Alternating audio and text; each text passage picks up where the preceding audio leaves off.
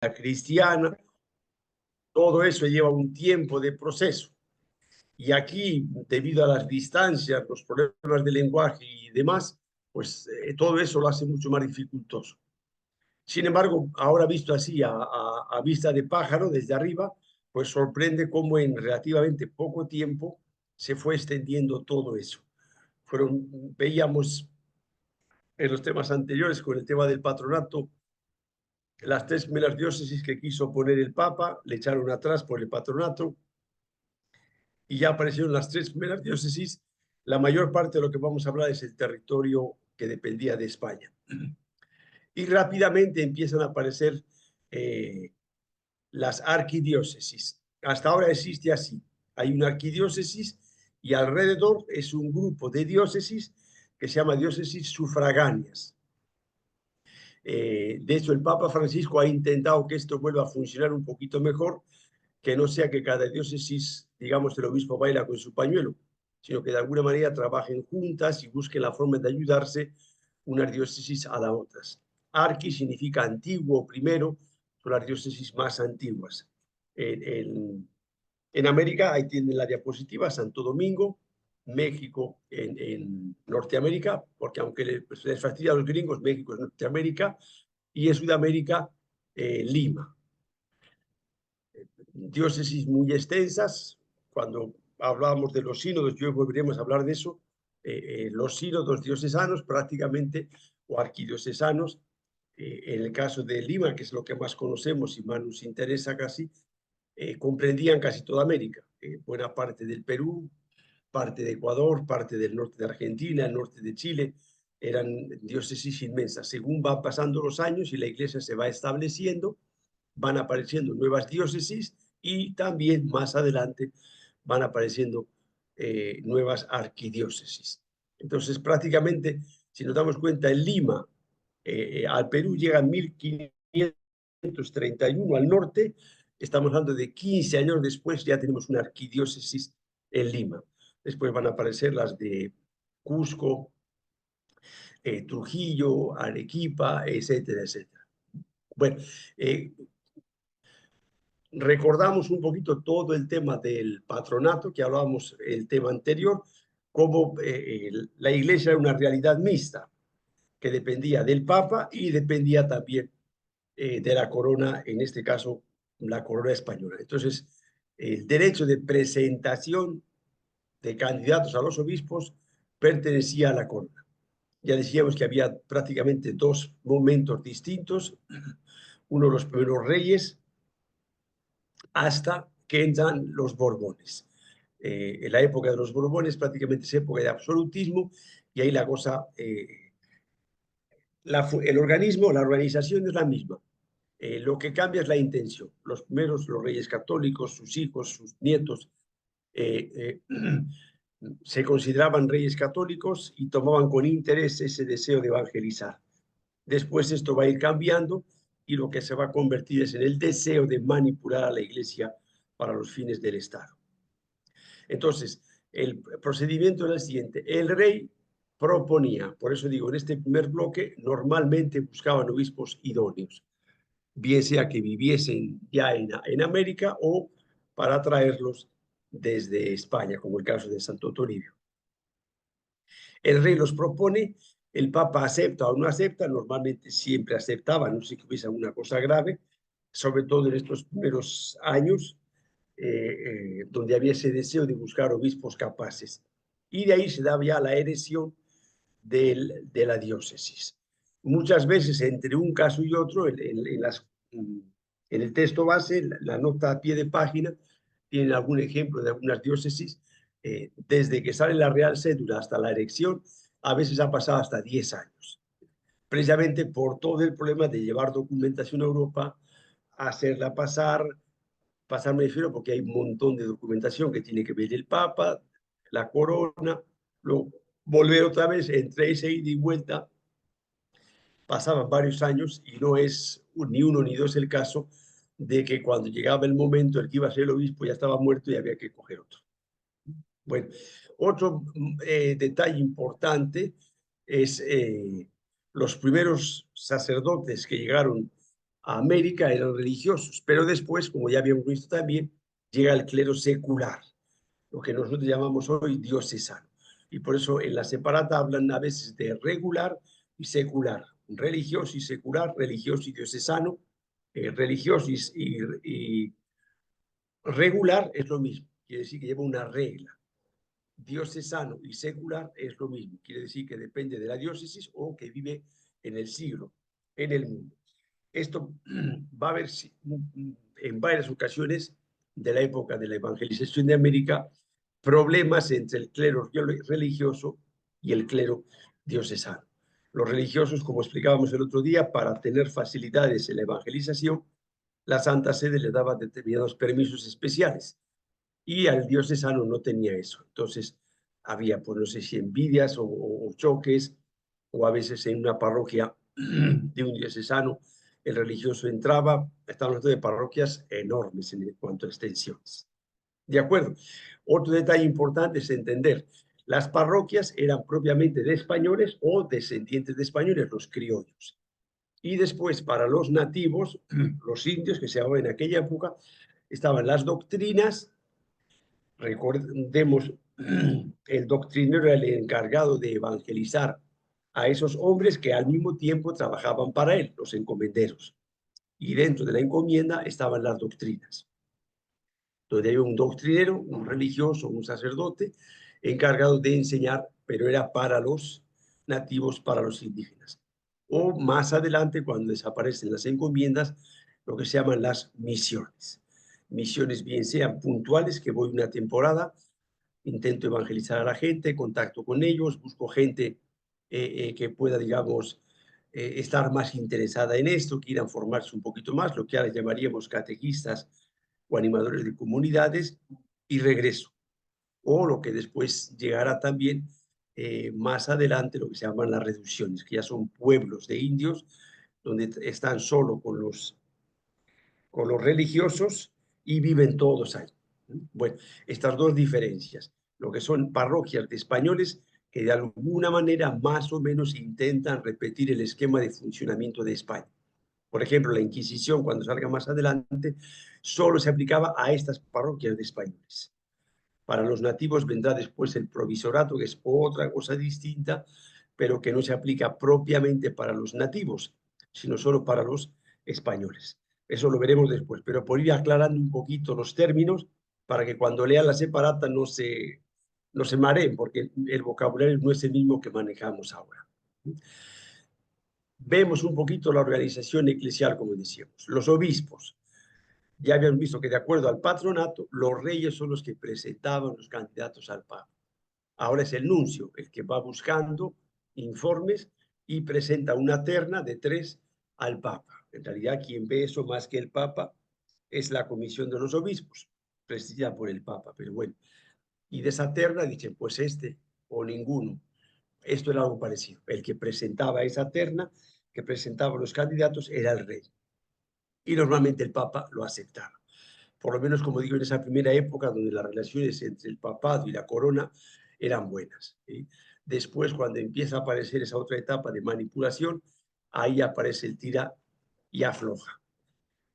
Decíamos también, y esto es importante para intentar entenderlo, porque es muy distinto a la realidad ahora, el obispo que aceptaba ya el papa y era ordenado y se le ponía en su diócesis, tenía que hacer un juramento al real patronato, de tal manera que él dependía del papa en cuanto que era un obispo, pero en realidad quien le hacía juramento era el rey.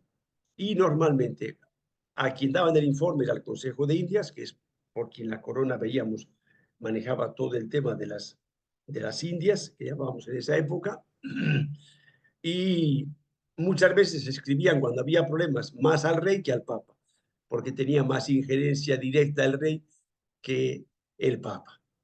En 1620, no han pasado prácticamente ni 100 años desde que se empezó la evangelización, encontramos ya 34 sedes, obispados y arzobispados. Luego, en unas situaciones muy complicadas, con unas comunicaciones muy difíciles, vemos cómo en un tiempo muy rápido se ha ido organizando la iglesia. En Brasil, como ven en la separata, fue mucho más lento y estaba mucho más centralizado. Los obispos, eh, y muchas veces frente a cualquier tipo de abuso de las autoridades civiles, de alguna manera se convertían en garantía para el rey. Y cuando había problemas, ellos denunciaban al rey. En otras cosas, veremos también el próximo Algorro, pedía obispos. Entonces, de alguna manera,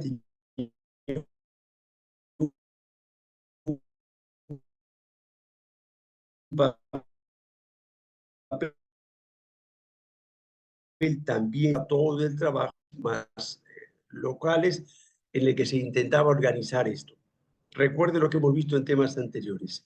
España no sabía lo que se iba a encontrar aquí y América tampoco sabía lo que se le venía encima. Continuamente han tenido que estar improvisando. Había un problema, ¿cómo solucionamos esto? ¿Qué hacemos? ¿Cómo lo acomodamos? Por otro lado, en Europa se había dado el Concilio de Trento después de la Reforma Protestante, que había que aplicar también aquí en América, una situación que no era exactamente la misma que en Europa. Entonces, todos estos concilios intentan ir adaptando esta normativa a la realidad que se estaban encontrando aquí. Problemas con el clero, veíamos antes problemas que había con el clero diocesano y el clero religioso, cómo llevar a cabo la evangelización, las exigencias de formación para los sacerdotes, que era una cosa que insistía mucho el Concilio de Trento. El sacerdote tiene que estar bien preparado para que enseñe bien a la gente, que predique la palabra de Dios, que no se dedique solo a celebrar sacramentos y ya está, sino que predique, que enseñe a la gente, y por eso se pide que tenga una formación.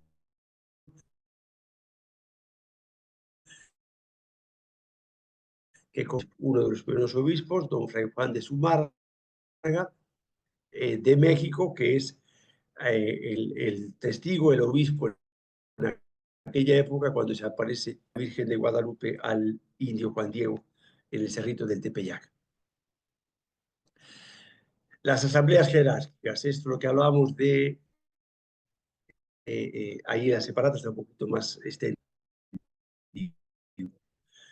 Concilios, asambleas, por un lado, necesitaban una doble aprobación. O sea, los obispos se reunían entre sí, invitaban normalmente a los provinciales de las congregaciones religiosas que estaban también de la misma diócesis, algunos sacerdotes y alguna autoridad civil.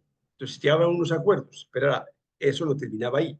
Necesitaban que el rey apruebe los acuerdos y que el papa apruebe los acuerdos. Entonces, si de por sí ya era difícil que aprueben alguno de los dos por las distancias y por la complejidad que había, pues, que desde, claro, el papa desde tan lejos había detalles que a él, por supuesto, se le escapan.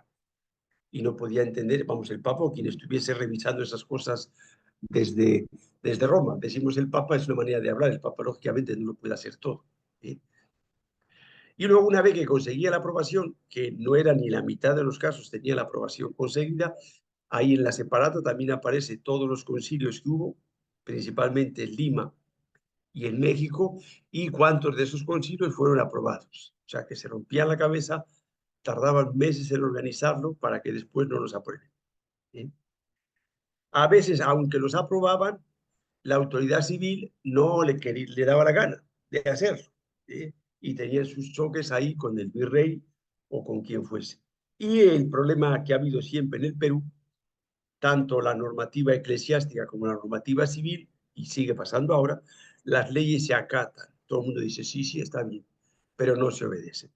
Todo el mundo ve la forma de hacer la trampa, de hacer el avión, ahora ya más sofisticado, porque contratas un abogado para saltarte las leyes, contratas un ingeniero ambientalista para saltarte la normativa de medio ambiente, el, sigue siendo más o menos el mismo. Organizar una de estas asambleas, decíamos antes que era un trabajo de meses y a veces hasta de años, porque normalmente que convocaba el arzobispo visitaba su diócesis o todas las diócesis sufragarias. Cuando hablamos de todas las diócesis, por supuesto no decimos todo, porque es imposible. Visitaba las parroquias, ya las comunidades pequeñas, por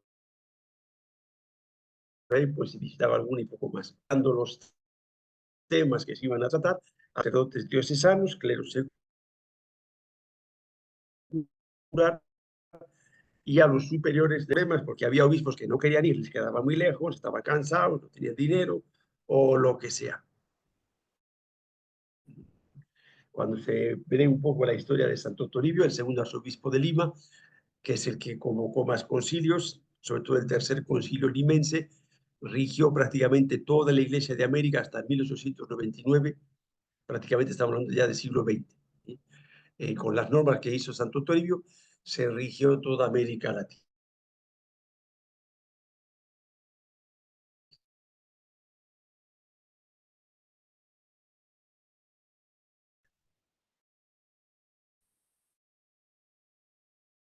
Pasó este día en aquella época. Las cosas no funcionaban así, eran viajes a veces de meses y llegaban cuando ya había acabado el concilio. Si no había gente suficiente, había que esperar. El otro decía, no, pues yo me tengo que ir, tengo cosas que hacer. Para nosotros aquí nos resulta muy sencillo y que, claro, le sacaron muchas canas. Ya digo, el caso que más conocemos es el de Santo Toribio de Mogrovejo, segundo arzobispo de Lima. Era fácil, había parroquias de español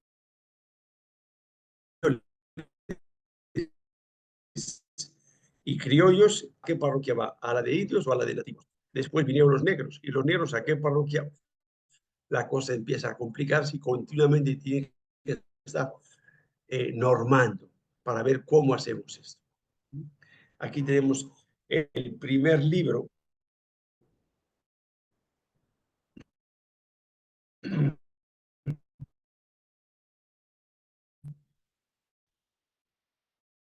que se editó en un libro que se imprimió en América Latina. Mandó imprimir Santo Toribio, era un catecismo muy sencillito en 3 idiomas, español, quechua y aymara, que eran las lenguas principales en el Perú.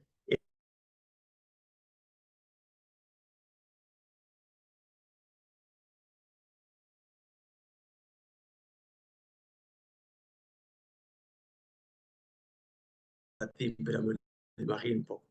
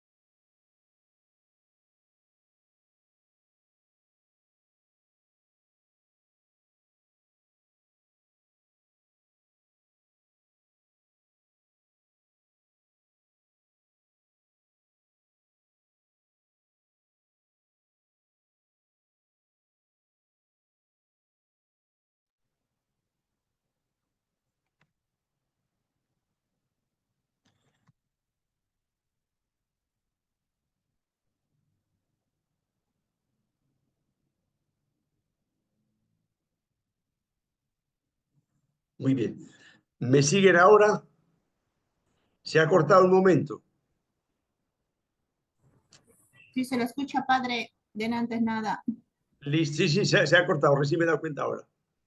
Bueno, volvemos entonces a esta diapositiva del el clero diocesano. Estábamos diciendo que llegó después de los religiosos, en su mayoría venían principalmente de España, los últimos años ya veremos que vienen también de otros lugares de Europa, pero los primeros años, los 2 primeros siglos, XVI y XVII, venían de España.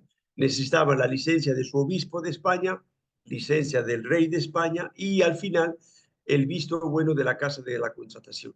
¿Qué es lo que se pretendía? Asegurarse que los sacerdotes que venían a América eran sacerdotes dignos, que no tenían ningún problema anterior, de mujeres, de dinero, de moral o de lo que sea, que sean sacerdotes que vengan con un verdadero interés misionero. Esto es lo que se intentaba, no siempre se conseguía, pero de alguna manera había un esfuerzo por parte de la corona por seleccionar bien a esta gente, porque si un cura te da problemas en España, mal, pero claro, si te da problemas al otro lado del océano, es mucho más complicado poder hacer algo. Entonces, en ese sentido, intentaban seleccionar bien a la gente. Después, ya una vez en América, en el seminario, se forman los seminarios conciliares. ¿Por qué se llama conciliares? Porque siguen la normativa del concilio de Trento.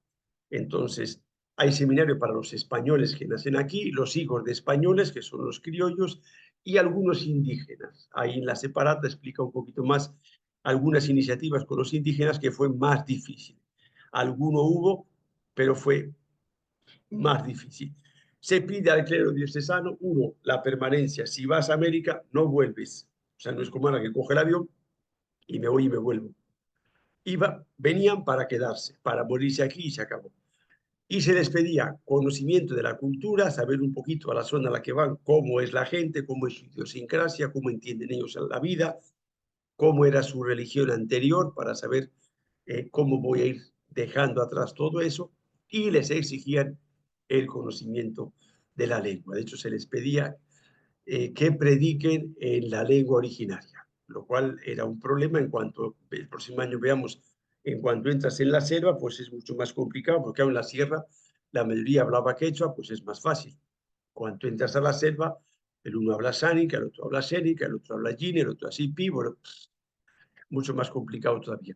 Por eso también se pedía la permanencia, porque claro, si te metes a aprender una lengua y una cultura, lo normal es que te quedes en ese lugar. Y por eso, repito, la gente se subía a un barco en España, se despedían de su familia porque sabían que no volvían. Los enterraban en América si es que llegaban, que ese era otro problema, que muchos de ellos morían en el camino, bien sea por el viaje que les chocaba, por problemas, por tormentas, y luego aquí en América también había muchos que morían por enfermedades. Lo mismo que pasaba a los nativos, pasaba a los que venían de España, que aquí había enfermedades para las que ellos no tenían defensa. Masculinas. En un primer lugar,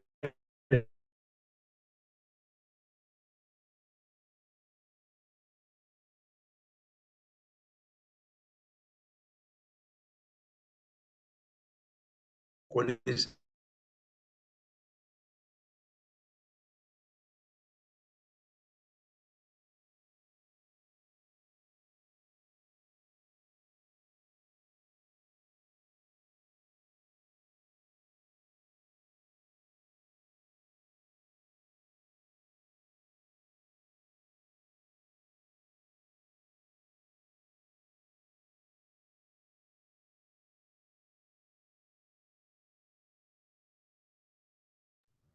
Hola, no escucho nada.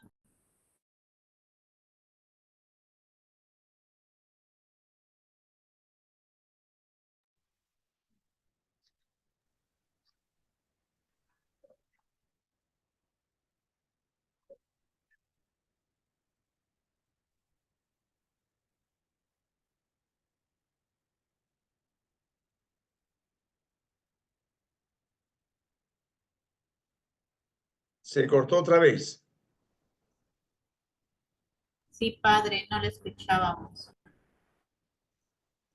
Bueno, vamos a tener que echar agua bendita a la máquina. Rebobinamos entonces desde el clero religioso. Diocesanos sí han escuchado todo, creo, ¿no? Decíamos, el clero religioso es el primero que llega al Perú. Recordemos, el primero es un franciscano de la Orden de los Mínimos, que ya no existe ahora, son franciscanos todos. Bernardo Boy. Y los primeros que vienen son dominicos, franciscanos, mercedarios y agustinos. Después vinieron los jesuitas y han ido llegando otros. En un principio, con esta misión de evangelizar, de ser misioneros, y después viene un poquito todo, porque ya veíamos que en cuanto organizaban una escuela, en realidad eran granjas escuelas, se enseñaban a cultivar ganado menor, más adelante ganado mayor, agricultura, un poco de carpintería, un poco de medicina, de acuerdo a los conocimientos de aquella época. Más adelante vendrán ya lo que llamamos monásticos y eremitas, que ya son órdenes que se dedican a la vida contemplativa, al estudio, a la cultura, y los eremitas prácticamente vivían en solitario, allí en las montañas, comían hierbas, comían animales silvestres, se dedicaban simplemente a la oración. Y curiosamente va gente a buscarles, a hablar con ellos, a pedirles consultas, etc.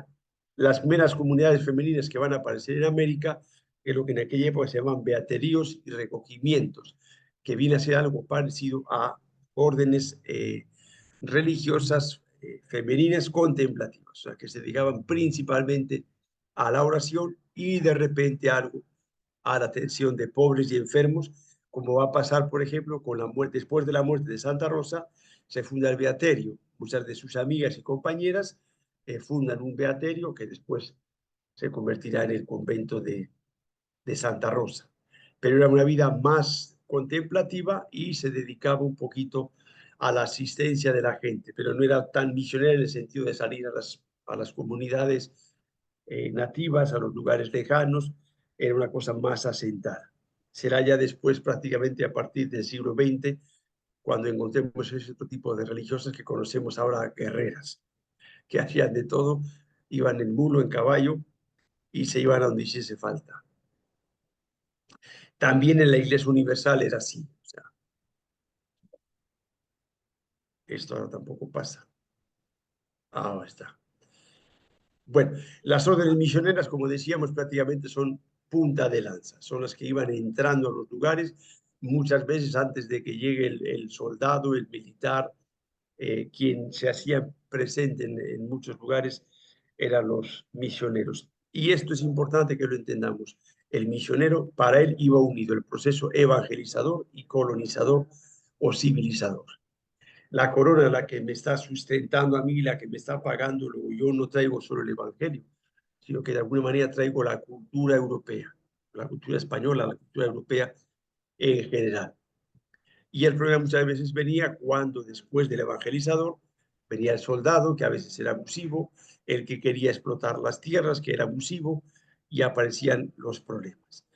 Las controversias, los enfrentamientos que ha habido entre el clero secular diocesano y los religiosos por los privilegios que tenía, ya hemos hablado de esto la semana pasada también. El caso más claro es la omnímoda, que daba privilegios a los religiosos precisamente por eso, porque ellos iban a los lugares más lejanos, más complicados, y de alguna manera les permitía saltarse los límites de las diócesis, los límites de las parroquias, precisamente por esa intención de llevar el evangelio a los lugares más complicados, más remotos, donde el sacerdote diocesano no llegaba. Pero esto a la larga siempre produce roces y enfrentamientos, a veces envidias, pero bueno, la iglesia, ya hemos dicho, está hecha de hombres, no somos ángeles. Y precisamente porque está hecha de hombres, permite que nosotros estemos dentro. Clero aborigen, o sea, de los propios indios nativos del lugar. Es más bien poco numeroso, hubo varios intentos, unos en el mismo América, otros enviaron niños a Sevilla, a la arquidiócesis de Sevilla, para que ahí se preparen y puedan regresar como misioneros después a España. Lógicamente la mentalidad es muy distinta de los unos a los otros y el proceso no era tan fácil.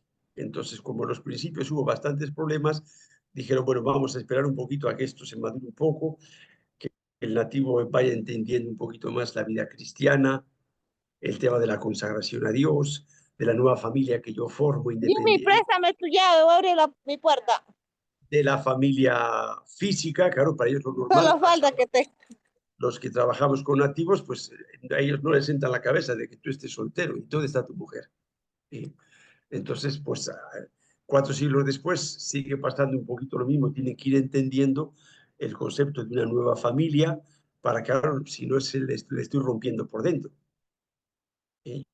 Yo puedo decir, bueno, renuncio a una mujer. No, no es renuncio a una mujer, es un planteamiento distinto. Si eso no lo entiende todavía, pues es muy difícil o es imposible que ahí salga una vocación. Luego nos damos cuenta que los años pasan y los problemas son los mismos. ¿De acuerdo? Lo que sí se fue dando es una criollización del clero, que quiere decir que los hijos de los españoles que vivían ahí, españoles cristianos católicos, van apareciendo, van entrando al seminario y cada vez hay más sacerdotes criollos. Se va pasando de pedir la ordenación, el sacerdocio, a exigirlo, porque ellos son más numerosos, conocen más la cultura porque han nacido allí, han vivido allí, se han criado con ellos, y entonces empieza a aparecer un enfrentamiento entre los criollos y los españoles. El criollo de alguna manera se considera dueño, porque yo he nacido aquí, yo soy peruano, tú eres un extranjero, que a veces todavía pasa. Y claro, el español dice, bueno, pues sí, está bien, pero yo también estoy aquí. Y, y, y, y el problema. Y en algunos casos llegó a darse el hecho de que hacían una especie de pacto, por decir, de los franciscanos.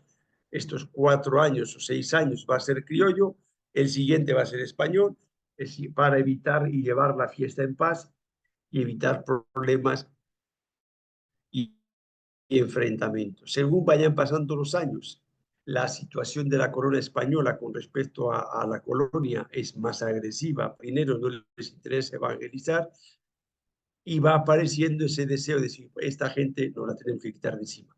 Y son los artífices del progreso intelectual del país, porque son los que van dando educación a la gente. Y dentro de este clero criollo, algunos españoles también, pero principalmente entiendo que los criollos, va apareciendo este deseo de sacudirnos de encima el yugo de España. Es gente que tiene una buena formación intelectual y sabe pensar, razonar, analizar, se va dando cuenta de cómo va cambiando la situación, de que la corona española cada vez le interesa menos la evangelización y lo que quieren es explotar cada vez más. Uno dice, bueno, pues esto, clero criollo, es parte importante en la gestación de la emancipación de las colonias con respecto a la corona española y portuguesa, pero más española. Otro momento importante es la expulsión de los jesuitas. Los jesuitas es una congregación religiosa fundada en España por San Ignacio de Loyola, busca gente muy bien preparada intelectualmente y en todos los campos, gente muy sacrificada. Enseguida empezó a llegar a Europa, perdona, a América. Son los que dieron fuerza a las reducciones, aunque la idea en un principio era de los franciscanos, y tenían colegios para las élites, o sea, criollos, hijos de criollos, hijos de caciques, de alguna manera, no sé si queriendo, sin querer, empezaron a intelectual, la gente que manejaba el país. Desde España, el cambio de los reyes, ese absolutismo en el que quería controlar a la iglesia, resulta que los jesuitas tiran un cuarto voto de obediencia al Papa. Es aparecer también la Ilustración. Los que llevamos el año pasado el curso de Historia de la Iglesia, recuerden ese tema en el que ya se empieza a separar el Estado de la Iglesia en un primer momento, y en un segundo momento el Estado quiere manipular, bueno, en el primer momento quiere manipular a la Iglesia, en el segundo momento empieza a perseguir a la Iglesia. Aparecen los masones, también un grupo de gente eminentemente anglosajones, vienen de Inglaterra, que por encima de estados y de gobiernos quieren manejar el mundo. Y claro, en este manejo del mundo, uno de los principales opositores es la Iglesia. Y dentro de la Iglesia son los jesuitas. Entonces, en este afán de absolutismo total, de enfrentamiento a la Iglesia, de deseo de controlar todo, los jesuitas, digamos, son un problema. Y entonces se van buscando distintas excusas para ir expulsando a los jesuitas. Primero se expulsan de Portugal, de Francia y finalmente de España. 2.630 jesuitas fueron expulsados de toda América Latina. Algunos, bueno, como en todo, a algunos les parece bien, a otros les parece mal. Lo cierto es que dejaron un montón de misiones, de colegios, de reducciones abandonadas. Porque claro, 2.630 misioneros bien preparados no se suple tan fácilmente. El próximo año veremos cómo en el Perú, obviamente dejaron los jesuitas, intentaron coger los franciscanos, pero lógicamente era imposible, no pudieron. Entonces el daño que se hizo a la iglesia y a los pueblos más pobres, porque ahora esta gente, además de trabajar con las élites, también trabajaban con los indios y con los nativos. Todo eso se vino abajo. Fue una gran pérdida para América en general y para la iglesia en América Latina también. Es el típico ejemplo de la injerencia del Estado en la manipulación de la iglesia. Vemos un poquito la Inquisición en América. Estos son otro de los tópicos con los que se ha criticado muchísimo a la iglesia. Pero cuando se hizo el Papa Juan Pablo II hace unos cuantos años, propuso hacer un simposio sobre la Inquisición. Se abrieron todos los archivos de la Inquisición romana, española, francesa, de todos los lugares. Y se permitió a un montón de investigadores poder investigar todo. Cuando empezaron a sacar cifras oficiales, resulta que la Inquisición no es ni la 10ª parte de lo que se criticaba. Entonces, en primer lugar, en América la Inquisición era solo para los cristianos. Bueno, y en cualquier lugar del mundo. La Inquisición es solo para el que es cristiano. Para el que es musulmán, la Inquisición ni le toca, ni le suena, ni le truena. Para el que es evangélico, luterano, calvinista, la Inquisición lo que buscaba empezó en Francia, de hecho no en España, lo que buscaba era la unidad del país. Y la herejía lo que hacía era dividir el país en los que seguían esa herejía y los católicos. Y son los reyes, en primer lugar el rey de Francia, el que pide al Papa que por favor haga un tribunal para delimitar bien quién es católico y quién ya no es católico, está patinando, está diciendo otra cosa. Si yo soy musulmán, la Inquisición conmigo no tiene nada que ver. ¿De acuerdo? Bueno, hay dos tipos de inquisiciones en un primer momento. La monacal es el provincial de los jesuitas, el provincial de los franciscanos. Ellos manejan, es el que busca estas infracciones morales, la recaída en la idolatría o algún tipo de herejías. En los lugares donde controlaban los obispos, donde está el clero diocesano, el responsable era el obispo, por eso se llama Inquisición monacal de los religiosos o episcopal de los obispos. Después van a aparecer ya los tribunales. En 1570 en Lima, 71 en México y 1610 en Cartagena.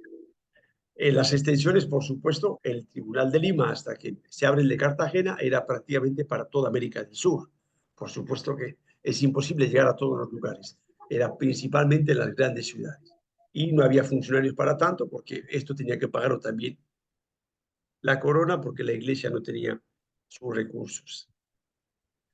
Los indios no les afecta la Inquisición. Para ellos lo que se pone a partir del 1571 es el provisorato, que básicamente lo que veía era la superstición, las hechicerías, o sea, los indios que se habían bautizado, que se llamaban cristianos, que volvían a supersticiones anteriores. Eso era básicamente lo que supervisaba esa Inquisición para los nativos del provisorato. Y aquí les traigo una estadística oficial. Tribunal de Cartagena, de 1500, bueno, en este caso 1610 hasta el 1700, ¿cuántos casos tuvo de acusación? 1100. ¿Cuántas ejecuciones hubo? Estamos hablando de casi 250 años. 3 ejecuciones hubo. El de Lima, 2200 casos. Ejecuciones, 31. El de México, 2.400 casos, ejecuciones, 38. En total, en 250 años, más o menos, 5.700 acusados, 72 ejecutados. Esto, con lo que normalmente las cifras que se manejan, no tiene nada que ver. ¿De acuerdo? Que hubo sus excesos. En todo tribunal siempre hay excesos. Siempre hay jueces que se les va la mano por sinvergüenzas, por corruptos o por demasiado estrictos. Eso en todos los tribunales ha habido. No lo podemos negar. Pero no es ni mucho menos lo que se critica a la Iglesia. Otro tema también un poquito escabroso es el tema de los esclavos. En aquella época, el siglo XVI, siglo XVII, la mentalidad, por supuesto, no era la de la hora. Para la mayoría consideraban que era necesario. En América empezaron a hacer trabajar a los nativos, se morían como piojos, perdón la comparación, pero era por el tema de la viruela, enfermedades contagiosas. Morían, pero cantidades. Muchos se asustaban, volvieron otra vez al monte y no tenían quien trabaje. Entonces, algunos jesuitas, las casas, que es el que defiende a los nativos, son los primeros que dicen, pues, traemos esclavos de África. Entonces, y la mayoría ya eran esclavos en África. Ahí mismo ya los vendían como esclavos. Existió también algo de la esclavitud en América Latina, sobre todo en Portugal. Pero en primer lugar, ha estado siempre prohibida la esclavitud de los nativos. Entonces, por eso traen a los esclavos de África. La Iglesia condena no la esclavitud, sino los excesos. Ha habido algunos autores que condenaban la esclavitud, que decían que también eran hijos de Dios, que lo que se hacía con ellos era un pecado gravísimo, pero digamos que la mentalidad en aquella época no era la normal. Tengan en cuenta que estamos hablando de miles de años que existía la esclavitud. Las grandes obras que ahora son patrimonio cultural de la humanidad, la mayoría están hechas con esclavos. Las pirámides de Egipto, la muralla china, etcétera, etcétera. Los incas, igualito. Las grandes obras que admiramos de los incas, en muchos casos estaban hechas con mano de obra de esclavos. Que eran peruanos, bueno, no dejaban de ser esclavos. Entonces la mentalidad en esa época era muy distinta como es la nuestra.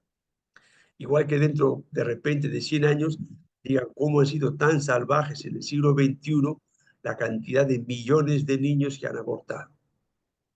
Hay una mentalidad cerrada que hace no ver algo que es tan obvio como matar a un niño es un crimen. Pues no, señor. Pues en esa época había quien decía que los negros no tenían alma. Como no tenían alma, no eran hombres, entonces se podía hacer con ellos barbaridad y media. Claro, cosas que ahora dices tú, pero ¿dónde entra esto? Pero bueno. En 1542, con las nuevas leyes de Indias, se prohíbe la esclavitud de los aborígenes, porque se les consideraba vasallos de la corona. Ellos eran españoles, eran miembros de pleno derecho de la corona española. Y por eso no se les podía esclavizar. Los bandeirantes que veremos el próximo año normalmente eran del territorio portugués, pero ingresaban también al territorio español y esclavizaban nativos, pero la ley los prohibía. Entonces, al no tener esclavos y querer explotar, bien sea minas, pero sobre todo cuando ya empieza la agricultura, se ve la necesidad de los esclavos negros como un mal necesario. Y ya digo, el primero entre ellos, Bartolomé de las Casas, el gran defensor de los indios, es uno de los que dio la idea de esto. Aunque no hay cifras exactas, porque estamos en el siglo XVI, XVII, XVIII, se calcula que en territorio español hubo 500.000 de esclavos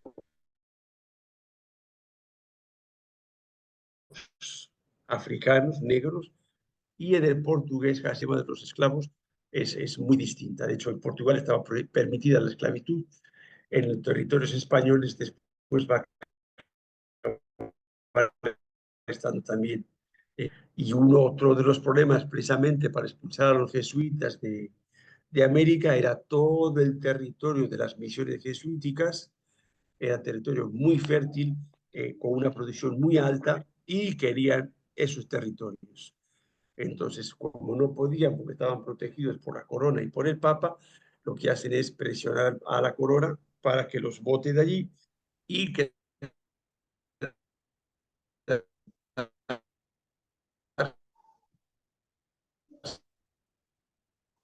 ellos con todas esas misiones. Un poquito más sobre este tema cuando hablemos de la evangelización de la selva. Buscó en líneas generales fue mejorar sus condiciones desde que llegaban a América. Porque claro, una cosa es eh, salir del puerto donde los compraban como ganado en África, los traían amontonados, morían un montón por el camino, llegaban enfermos, maltratados. Al llegar, pues los lavaban, los peinaban, ¿para qué? Para sacar más dinero.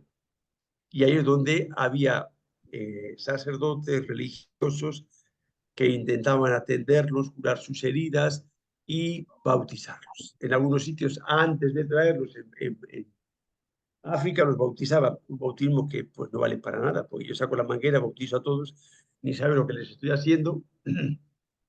Y luego el contraste para evangelizarlos, pues claro, era muy complicado, la misma terminología de la limpieza, la pureza, el alma blanca, el alma limpia, el alma negra por el pecado. Entonces, claro, pues,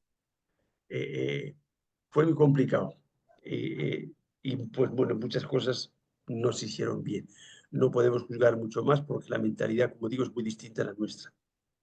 En 1814, recién el Papa Pío VII declara ilícita la esclavitud. Otra cosa es que se siga viendo esclavos. El Papa declara ilícito, pero el contrabando de esclavos era un gran negocio para la corona española y para la corona portuguesa. Y van a estar haciendo un poco sus trampas. El sistema de evangelización con los esclavos pues es un poquito parecido a los aborígenes. Conocer un poquito la lengua, intentar hacer entender que sus dioses no valen para nada y ahora es un poquito del evangelio por medio de canto racional. ¿De acuerdo? Bueno, pues esto sería más o menos en cuanto al tema de hoy. Si tienen alguna preguntita o algo, hemos podido acabar a trompicones, pero hemos podido acabar.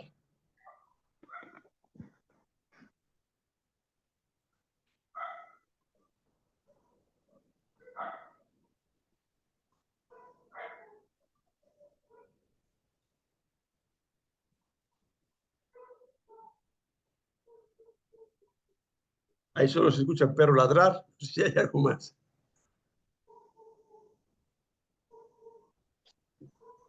Padre Alfonso, buenas noches. ¿Me oye, padre? Buenas noches. Padre, Sí, te oigo bien. tengo una inquietud.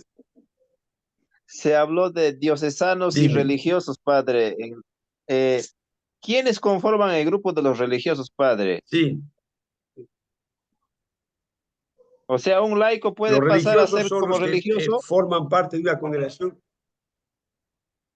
Claro, pero tiene que hacer todo un proceso. O sea, religiosos son, por ejemplo, dominicos, franciscanos, jesuitas, son personas que han consagrado su vida a Dios, han hecho los 3 votos de pobreza, castidad y obediencia. Viven de acuerdo a Ah, una norma, una regla, por eso se llama clero regular, que son las constituciones y las normas que tiene cada congregación. Se organizan, por simplificar mucho, en conventos, y luego todo un grupo de conventos forman una provincia. Puede ser, por ejemplo, la provincia peruana. Tiene sus propios superiores, tiene sus conventos y digamos que tienen un carisma propio. Las misiones, los enfermos, los niños, la educación, la salud, lo que sea. Entonces hay religiosos laicos, lo que se llaman hermanos, y hay religiosos sacerdotes, que son sacerdotes religiosos. Entonces, estos son los primeros que llegan a América a evangelizar, tienen el respaldo de la congregación, respaldo económico, respaldo moral, respaldo de formación, y en ese sentido les permite llegar a lugares donde un sacerdote diocesano resultaría mucho más difícil llegar.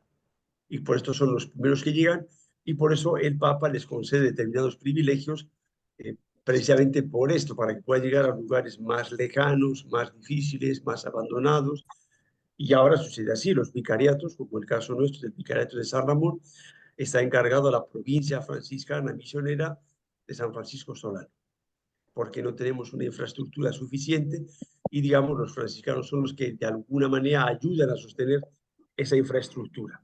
Ahora ya no es tanto así, porque los franciscanos tienen muy poquita gente, pero la figura sigue siendo la misma.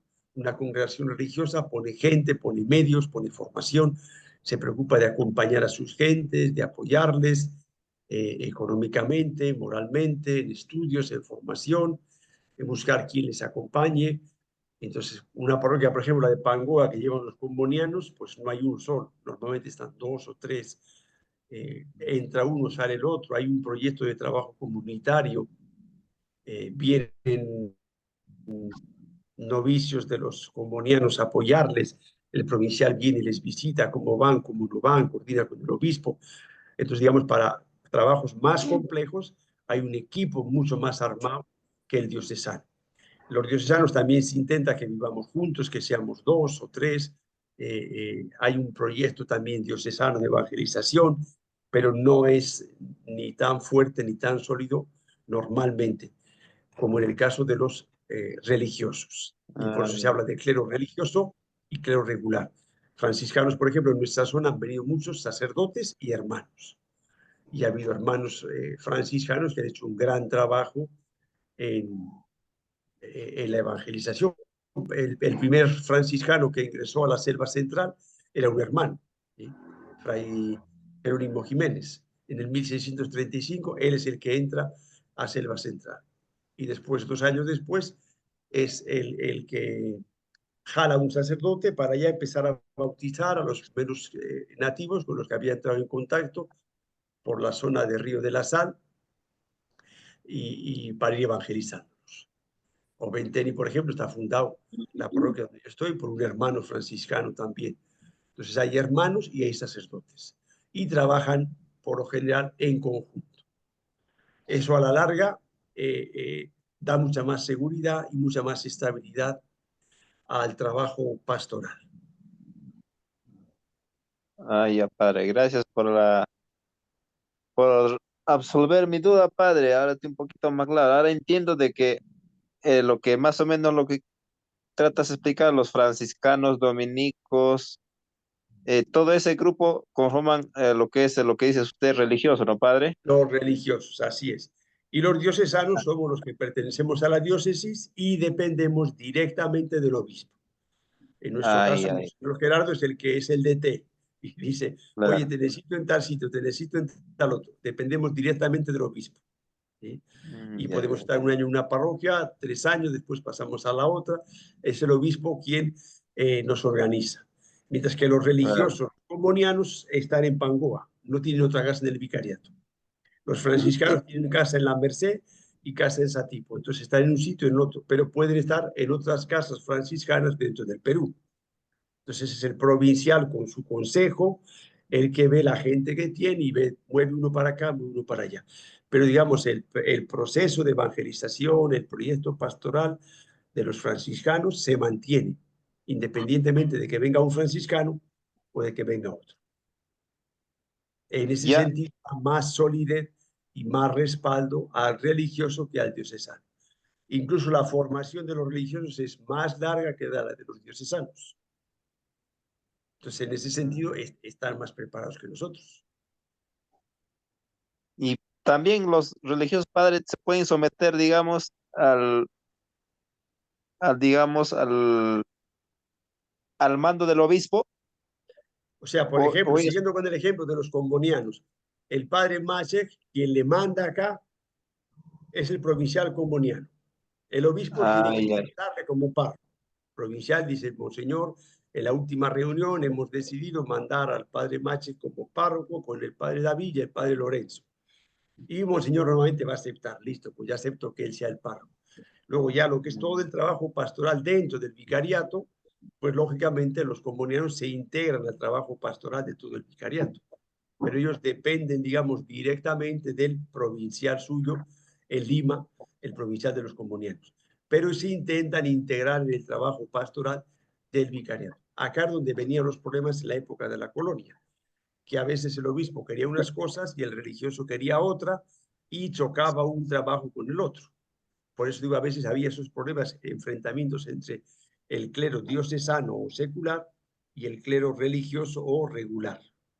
De acuerdo, porque eso en la separata no queda tan claro. Gracias, padre. De nada, encantado. De eso se trata, de aprender algo nuevo.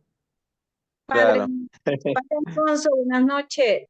Buenas noches. Padre Alfonso, quería saber, usted mencionó algo del provisorato. ¿Me podría aclarar algo acerca de eso? Porque la verdad es que no lo he escuchado también, está un poco entrecortado. Ya, sí, sí. Como les decía, la Inquisición en principio en América se puso solo para españoles y descendientes de españoles, los criollos.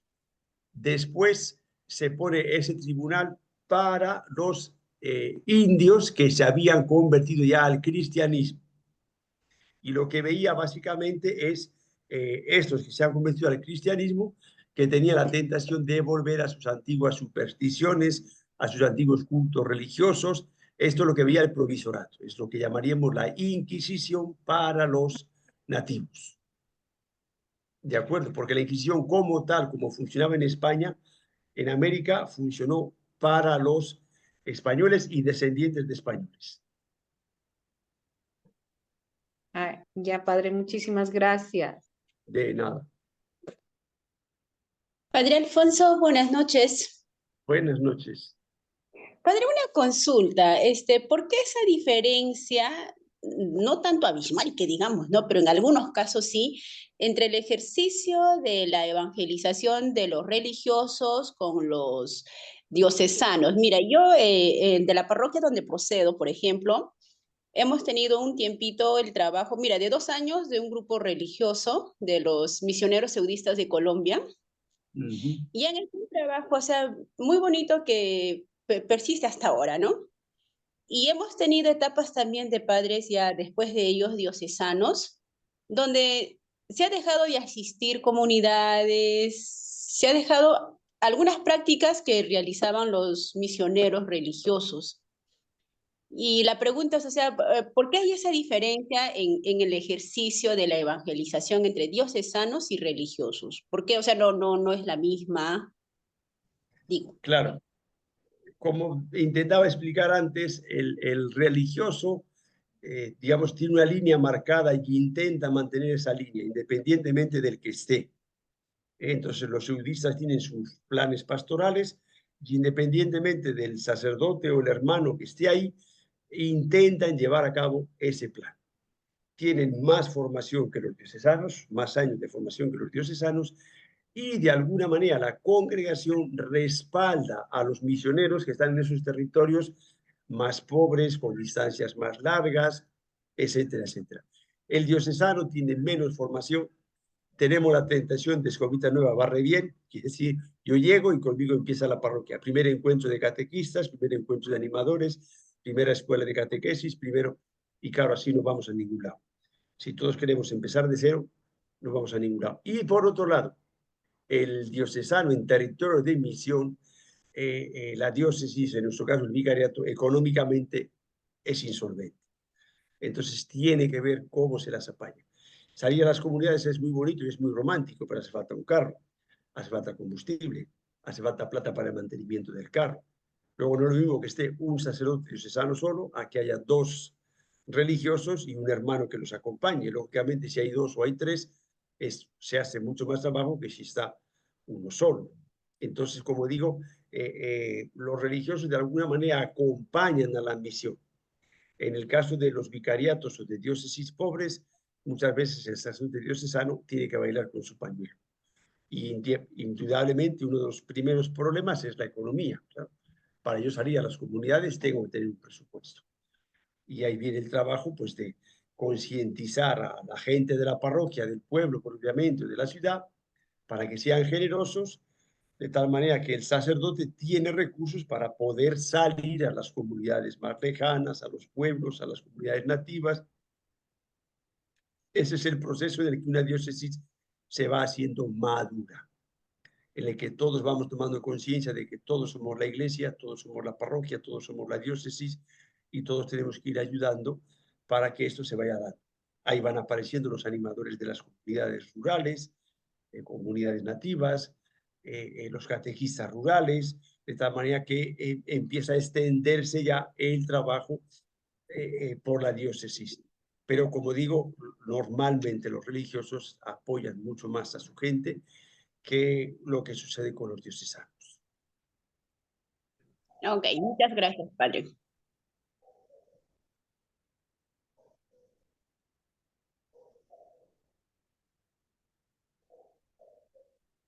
Padre, buenas noches.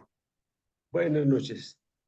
Padre, disculpe, quería consultar los trabajos de las autoevaluaciones. Se está subiendo al aplicativo, ¿verdad? Porque yo he estado subiendo, pero hoy día he revisado el aplicativo y he visto que todavía no tengo ningún comentario de usted.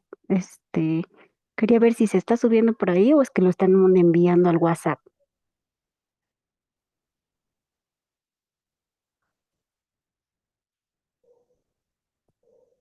No, no, esta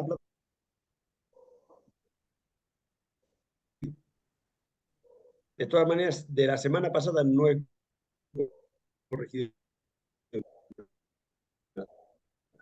Esta semana estaba en una cosa por arreglar. No sé, por Padre José Antonio no me ha vuelto a decir nada. Estaba por arreglar para que ustedes puedan ver si está corregido o no está corregido y cuál es la nota que tiene. Sí les insisto lo que dije la semana pasada, fíjense bien para poner cada autoevaluación en cada tema. Porque hay gente que me ha puesto autoevaluación 2 en el tema 1 y viceversa. Ahí donde no sé cómo vamos a hacer este tío después a la hora de poner la nota a cada uno. Pero vamos, yo sí más o menos voy avanzando, voy viendo y voy corrigiendo. A algunos no sé qué les pasa, mandan 5 o 6 veces la autoevaluación. También no sé qué va a pasar con eso. Porque yo lógicamente le pongo la puntuación en una de las veces que la... Padre, buenas noches. Padre, una consulta. La semana pasada, de las clases, las bulas, ¿dejó también el trabajo? Porque no puedo abrir, padre. ¿Cómo? Que no puedes abrir. No puedo abrir para ver la tarea de la semana pasada, padre. No te he escuchado bien, perdona. La tarea de la semana pasada, padre. Pues ahí sí que ya me has agarrado. Porque yo busco, padre, y no. Y lo Sí, que, sí, pero que no sé por qué. que lo que pasa creo que es que las tareas están en el PDF que usted mandó del libro, ¿no? Del texto base. En O el sea, texto claro, base, cada tema, después de cada tema, están las preguntas. Entonces, esas preguntas no están eso es. en el aula virtual, sino están en el texto base. Eso es lo O que sea, no encuentra la hermanita. prácticamente en la clase, al final de la clase encuentro las preguntas de la autoevaluación. Sí, las Eso preguntas es, de sí, sí. autoevaluación están en el texto base del curso. Sí, sí. Ay, de los no encuentro. Voy a buscarlo entonces ahora, padre. Sí, había una Efectivamente. En confusión la ahí. plataforma, Gracias. Sí, aunque pues solo sea padre. mirar el texto base. Y padre, ¿y Entonces, cómo se puede saber por si eso ahí está pone, llegando los contesta las trabajos a... preguntas según pone en el texto base, Sí, sí, padre, para yo que entonces, vayan. disculpa, padre, ¿y cómo se sabría si está llegando mis trabajos? ¿Cómo me pueden decir si es correcto, está llegando? Eso es lo que yo Por quiero saber, si eso está digo llegando que correctamente. eso es una cosa que falta habilitar en la plataforma, no está todavía. Eso Ay, falta. Ya, porque ya, padre. en la Ya, plataforma padre. anterior sí, tú veías el trabajo entregado y veías la nota, veías todo. En Ay, esta, el padre José Antonio iba a hablar con el joven que nos estaba haciendo la plataforma y para solucionar eso, ver si se ha entregado, si se ha corregido, qué nota tiene, y ya más o menos cada uno va viendo cómo va y cómo no va. Ya, Dice pues, padre muchas Alfonso, ¿De pero gracias. eso acuerdo? sí Pero eso creo que está. está pendiente todavía de hacer. Ya, padre, No, gracias. eso padre sí está, ya está en la página. O sea, Ya después de aparece, ya subir, digo que yo sí, eso sí aparece. O sea, cuando yo subí mi trabajo en en toda la semana no autoevaluación, lo he vuelto a ver. en entregar tarea, uno sube y luego se actualiza la página y aparece tu tarea enviada. Y luego cuando usted lo corrige ya, también se ve al costadito, ya sale la nota. Ujú, sí sale. Ah, Ah, sí, pues a mí Padre, no me... buenas noches. mira, entonces ya está. Saludos, La Elizabeth. nota para la autoevaluación Padre, buenas noches. son 4 Aló. puntos. Es un punto Padre, por cada pregunta. O sea, un Ya, 20 es un 4, digamos, padre. te escucho, dime. Cada autoevaluación vale 4 puntos, nada más. De tal manera que son 8 autoevaluaciones, en total son 32 puntos. ¿Ya? Ay, El o sea, trabajo vale 40 puntos y el examen final vale 40 puntos. De tal manera que el resultado final es sobre 100. Si uno lo hace todo perfecto, vas a sacar 102 puntos. Una vez que ya está todo hecho, al final, para que salga sobre 20, simplemente divido entre 5. Pero la autoevaluación son 4 preguntas. Si la pregunta está bien, 1 punto, 4 puntos. Algunas están más mal que bien, pero hay algo que le puedo jalar de los pelos, le pongo medio punto. Pero vamos, la mayoría tiene 1, 2, 3 o 4. Cada autoevaluación. ¿De acuerdo? Si sea un 4, sería un 20.